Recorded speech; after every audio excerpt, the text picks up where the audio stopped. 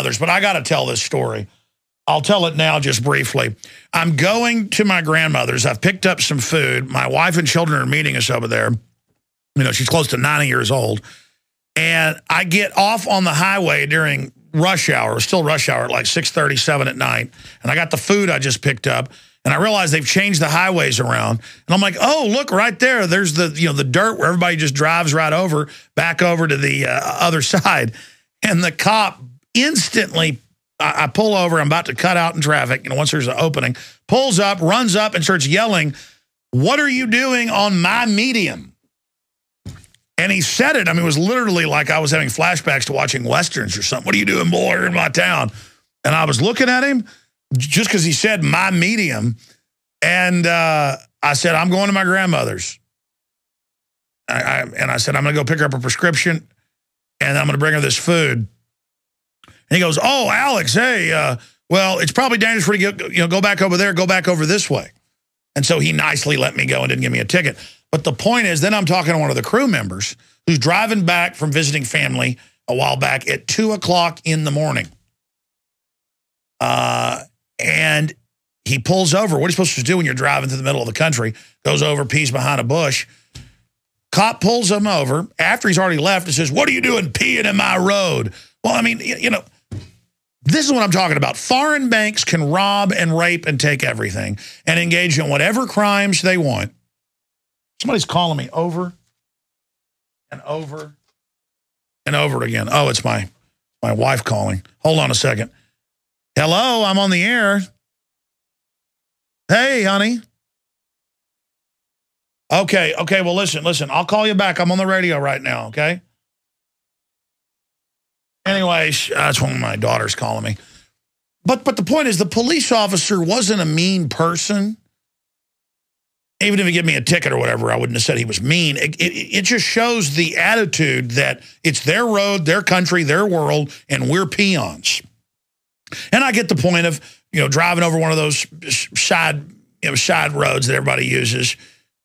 I understand it could cause wrecks, whatever.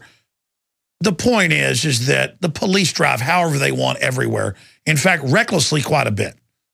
And, you know, I don't chase them down and write down their badge number and try to get them in trouble and stuff because there's a lot of bigger fish to fry.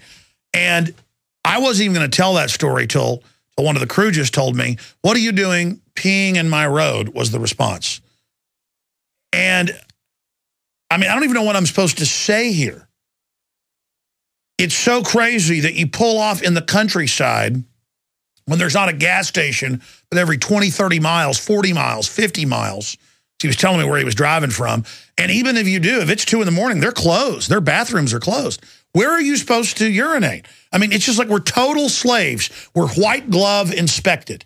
And that, of course, is the old military thing when you're going to cadet school where they'd come in and check the light bulbs, check under the tables with a white glove. "Look at that dust, boy.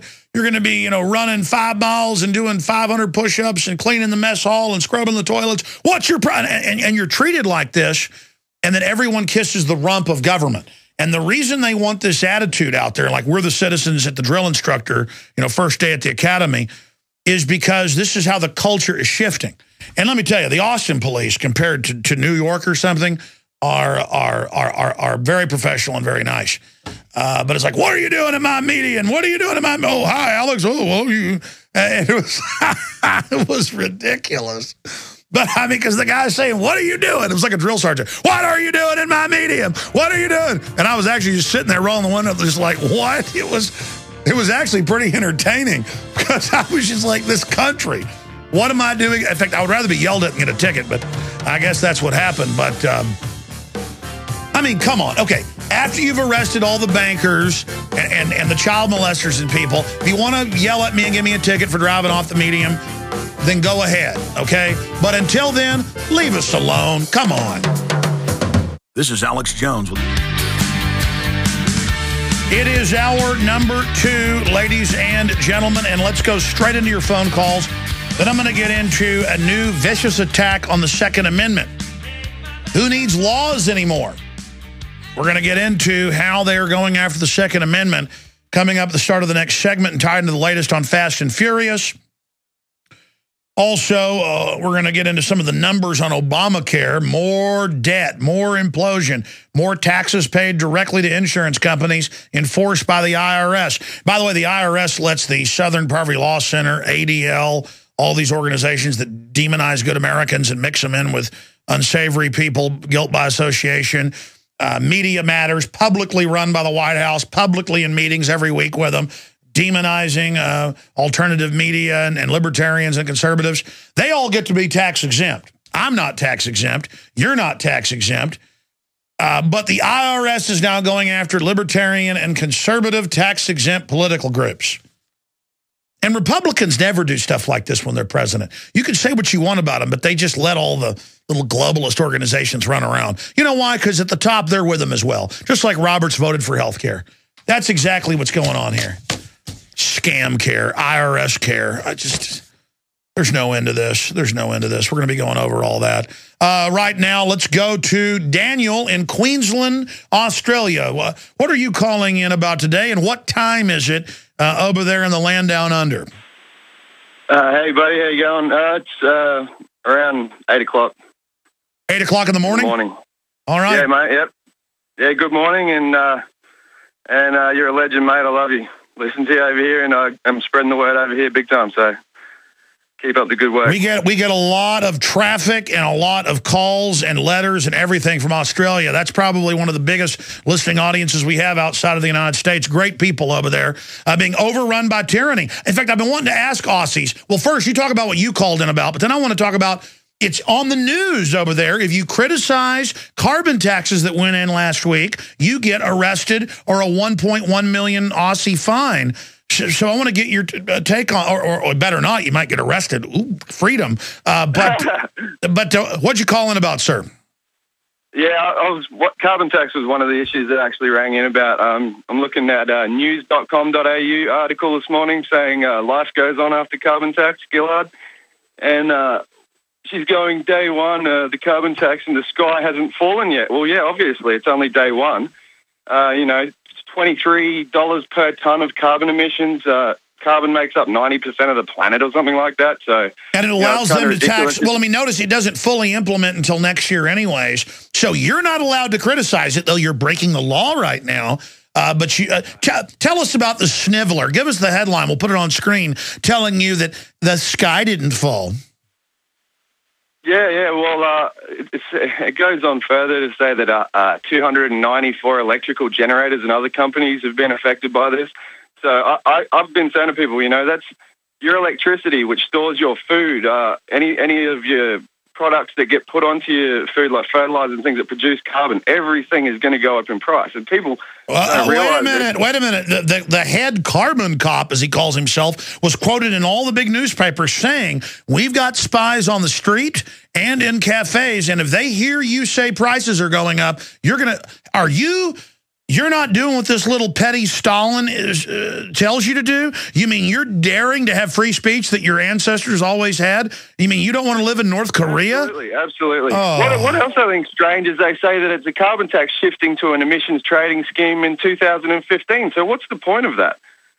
What are they a bit short on revenue right now, and they just need a few bucks to boost the coffers? You know what I mean? Well, what happened is the Rothschild, and actually look it up, folks. You can type in Rothschild's own carbon exchange in London. It's the big one. The Mercantile's big. Obama owns part of that with Al Gore in Chicago. That you were going to have to buy it from them, but it collapsed. Nobody would buy it because no country would implement except for Australia and Canada. And California has done it as well. So we're the idiots. The U.S., Australia, we're not idiots. We have criminals running us. And so for now, it'll just be a tax, and then they'll pay the bankers through banker bailouts your money. But the bankers want that direct tax. They don't want to have to just make the IRS get the health care money and make you buy the health care from them. They don't want to just... Yeah, go ahead. The Rothschilds got enough money, mate, don't you think? Like, they've been taking money, our tax dollars since World War II, so... I think Lord Rothschild's worth around $500 trillion or something like that. Absolutely ridiculous that these people would need to take more money from us. Well, there's a reason the Rothschilds are the richest people in the world, as was just found in a recent court case. They sued somebody that said that, and then they lost the lawsuit. You say one look at him. Take one look at him and his cheesy fake grin. He's absolutely fake. Oh, you got to be, absolutely. But did you see the Financial Times of London 2 weeks ago that the Rockefeller and Rothschild fortunes just merged 2 weeks ago? No. I'm going to put it on screen. You know why? Everything's going to hell in a handbasket around here.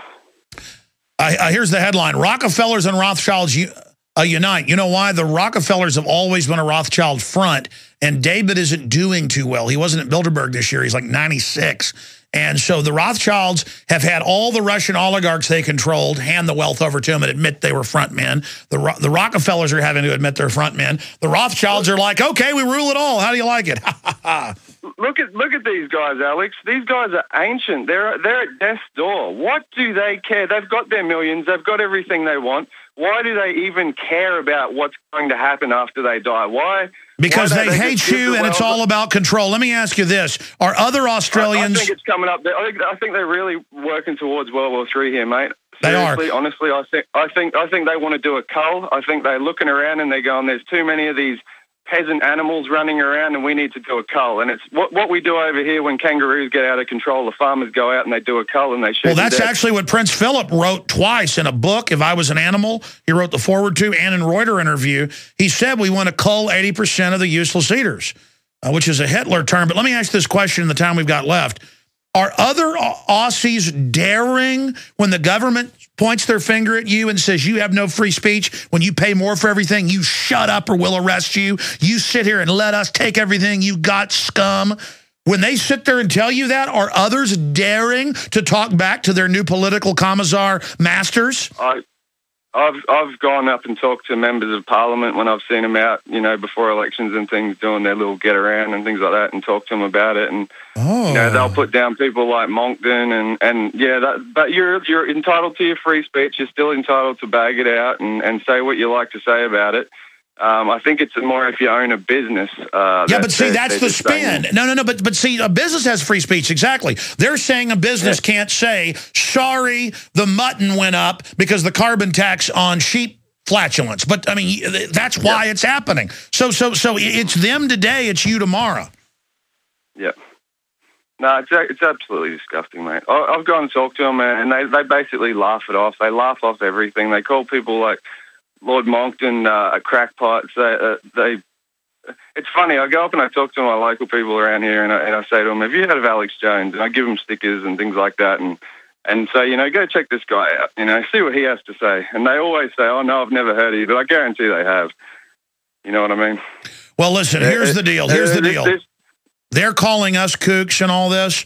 We're destroying their UN takeover. Their carbon tax is dead. All over the world, their plans are melting down in their own words. Mate, we're winning. We're all talking to each other over here. 90% of Australians don't want this carbon tax. And in the next election, the opposition leader, Mr. Abbott, Tony Abbott, he's said that he's going to recall the carbon tax. By the way, that's what I was about to say. I've seen the polls. 85 to 90% are against it. So they're the kooks. Here is this minority kook telling you you're a kook when they're supposed to be your servant. They're scum. I appreciate your call. Final comment. No, just thanks for everything you're doing, mate. I appreciate it. I did want to ask you one question real quickly. Where is tangy tangerine manufactured? I can't find that out anywhere on the internet. I know there's different parts of it that come from all around the place, but I just can't find out the country of origin, that's all. The United States. I've been on it. It's great, mate. I'm feeling awesome. I'm losing weight. So is my girlfriend. I got to thank you for that. It's brilliant. Infowarsteam.com. Thank you so much. Next time I have Wallach on, we'll break that down. But it's California. We're going to come back with Carl and others. I'll move quicker, straight ahead. Right back to your calls. I'm trying to hurry through them, but in the last few decades, we've seen newspapers with the policy to not take gun shop ads, as if